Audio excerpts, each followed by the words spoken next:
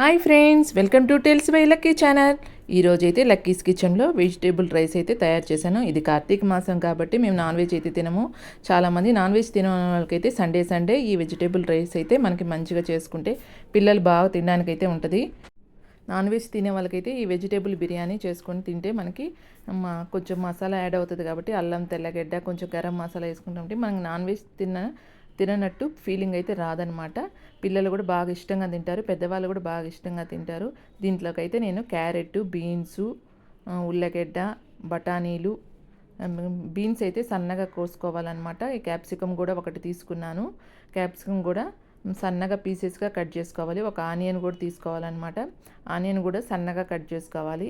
ఇవన్నీ నీట్గా కడుక్కొని ఒక్కొక్కటి కట్ చేసుకోవాలి. పచ్చిమిరపకాయలు కూడా తీసుకోవాలి. కారాన్ని బట్టు కొన్ని అయితే కారంగా ఉంటాయి కాబట్టి నేనైతే ఒక 6-7 కాయలు అయితే తీసుకున్నాను. బాగా కారంగా ఉంటే మాత్రం మనం 6-7 కాయలు అయితే చాలన్నమాట. ఉల్లగడ్డ కూడా నేను ఉల్లగడ్డ మరీ పెద్దవి కాకుండా మరీ చిన్నవి కాకుండా మీడియంగా కట్ చేసుకోవాలన్నమాట.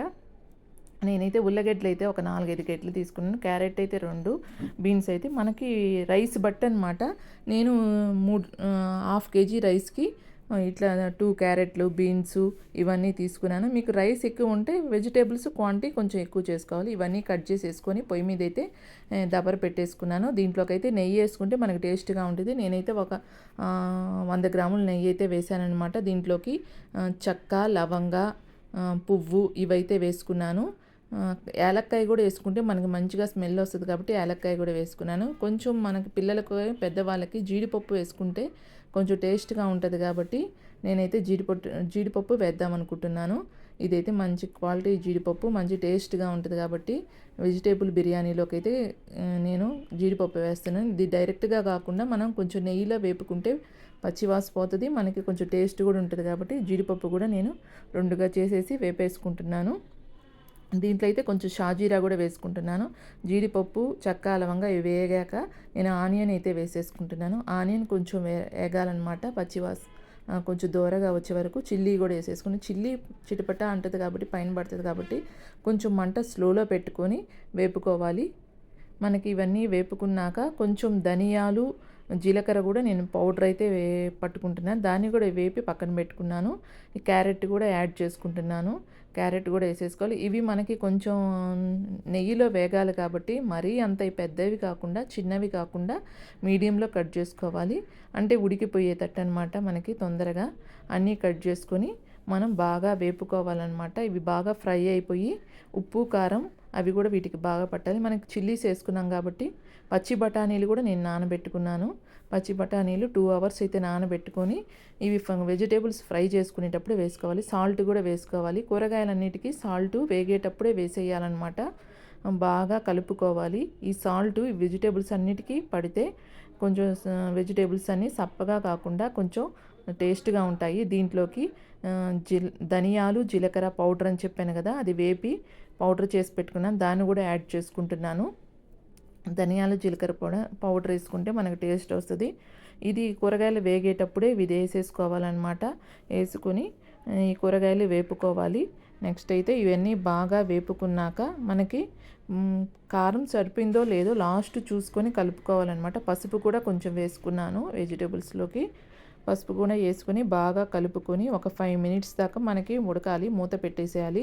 సిమ్ములో అయితే పెట్టుకోవాలి. పెద్ద మంట పెట్టుకుంటే కూరగాయలు మాడిపోతాయి కాబట్టి సిమ్ములో పెట్టుకొని వేపుకోవాలి. తర్వాత దీంట్లోకి అల్లం, తెల్లగడ్డ పేస్ట్ కూడా వేసుకోవాలి.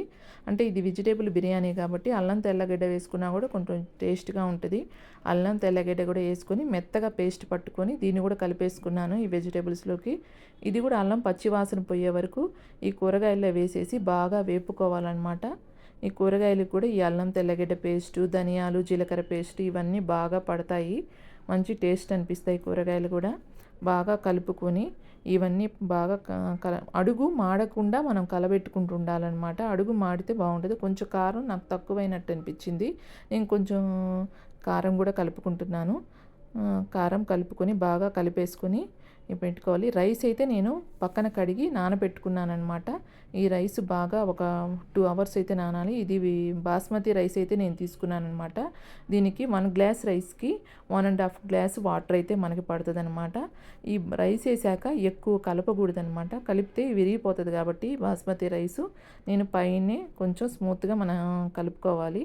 ఎక్కువ కలిపితే బియ్యం అయితే ఇరిగిపోతుంది, ముక్కలు ముక్కలుగా అవుతుంది కాబట్టి స్మూత్గా కలుపుకొని నేను 2 గ్లాసెస్ రైస్ తీసుకున్నాను. 1.5 గ్లాసు 1.5 గ్లాసు 3 గ్లాసెస్ వాటర్ అయితే తీసుకున్నాను అనమాట. బాస్మతి రైస్కి అయితే క్వాంటిటీ అదనమాట. మామూలు రైస్కి అయితే 1 గ్లాస్కి 2 గ్లాసెస్ వాటర్ పడుతుంది. ఈ రైస్ ఇవన్నీ వేసేసుకొని పక్కన పెట్టేసుకొని ఉడుకుతుంది. నేను కొత్తిమీర అయితే కట్ చేసుకుంటున్నాను. కొత్తిమీర కడిగేసుకొని పక్కన పెట్టుకోవాలి. ఉడికేటప్పుడే కొంచెం వేసుకోవాలి. నాకైతే ఇప్పుడు వెజిటేబుల్ రైస్ బిర్యానీ అయితే రెడీ అయిపోయిందనమాట. దీని మీద నేను కొత్తిమీర చల్లేసాను. కొత్తిమీర పుదీనా 2 చల్లాలి.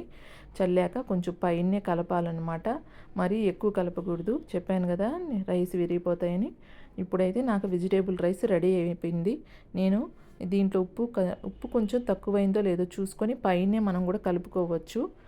నాకైతే రెడీ అయిపోయింది. దీంట్లోకి అయితే పెరుగు చట్నీ అయితే తీసుకుంటున్నాను. పెరుగు తీసుకొని ఆనియను కొత్తిమీర యాడ్ చేసుకుంటున్నాను. దీంట్లో కొంచెం సాల్ట్ కూడా వేసుకుంటున్నాను. మనకి బిర్యానీలో కొంచెం సాల్ట్ ఎక్కువ అయిందనుకో, దీంట్లో కొంచెం సాల్ట్ తగ్గించుకుంటే మనకి బాగుంటుంది అనమాట. కంపల్సరీ వెజిటేబుల్ బిర్యానీలోకి పెరుగు ఉంటే ఇంకా బాగా టేస్ట్గా ఉంటుంది. పెరుగు చట్నీ అయితే రెడీ అయిపోయింది. లక్కీస్ కిచెన్లో వెజిటేబుల్ బిర్యానీ ట్రై చేశాను కదా, అది కూడా మీరు ట్రై చేసి చూడండి. నా వీడియోస్ నచ్చినట్లయితే please subscribe for more tasty vegetable biryani ready.